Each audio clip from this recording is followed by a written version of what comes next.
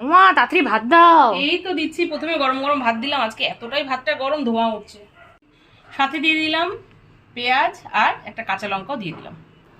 দিয়ে দিলাম এক পিস ইলিশ মাছের লেজ ভাজা, সাথে একটু ইলিশের তেলও দিয়ে দিলাম। গরম ভাতে না কাঁচা লঙ্কা দিয়ে খাবো। দিয়ে দিলাম ঝাল ঝাল কচু বাটা, সাথে দিলাম তেঁতুর ডাল। অনেক দিন ধরে খেতে ইচ্ছে করছিল, চাকা চাকা করে উচ্ছে ভেজে দিয়ে তেঁতুর ডাল করেছি। এই ডালটা খেতে খুব ভালো লাগে, আর নিরামিষ যেদিন যেদিন নিরামিষ হয় নিরামিষের দিনও এই ডালটা করি। দিয়ে দিলাম কাতলা মাছের তেল, আলু বেগুন দিয়ে করেছি। মাছের তেল একটু কিনে এনেছিলাম, তেলটা একদম ফ্রেশ ছিল, আলু বেগুন দিয়ে করেছি।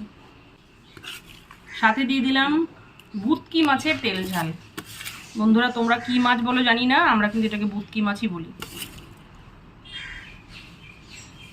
সাথে দিয়ে দিলাম চিকেন কষা, একদম চিকেনটা যে কষা কষা তেল তেল করেই করেছি।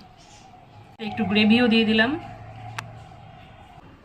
দিয়ে দিলাম তেঁতুর ডাল, যেটা তোর খুব খুব ফেভারিট।